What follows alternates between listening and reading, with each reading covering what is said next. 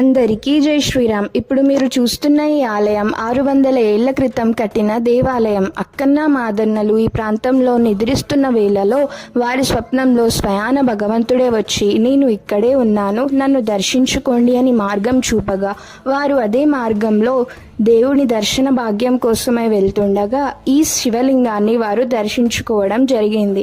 పిమ్మట వారు వారి సైన్యంతో ఇక్కడ ఆలయాన్ని నిర్మించారు. ఇక్కడ ఉన్న దేవుని పేరు ఉమామహేశ్వర స్వామి. ఈ ఆలయంలోని ప్రత్యేకత ఏంటి అంటే ఎక్కడా లేనటువంటి అతిపెద్ద గర్భగుడిలో మనకి ఉమామహేశ్వర స్వామి వారు దర్శనమిస్తారు. అదే మధ్యాహ్నం వేళలో ఈ ఆలయంలోకి వచ్చినట్టయితే మనకి సూర్యుడే స్వయాన శివుడికి అభిషేకం చేస్తున్నట్టుగా సూర్యుని కాంతిలో మనకి శివుడు దర్శనమిస్తాడు. ఇక్కడ స్వామివారి ప్రత్యేకత బ్రహ్మసూత్రం. ఎంతో అదృష్టం చేసుకుంటే కానీ బ్రహ్మసూత్రం ఉన్న శివలింగాన్ని దర్శించుకోలేము. ఏ శివాలయంలో అయినా శివుడికి ఒకే పానమట్టం ఉంటుంది, కానీ ఈ శివలింగానికి మాత్రం 3 పానమట్టాలు ఉంటాయి.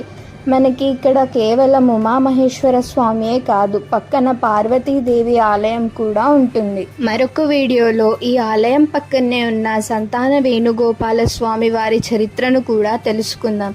అప్పటి వరకు మన ఛానల్ని సబ్స్క్రైబ్ చేయండి. ఈ వీడియో నచ్చిన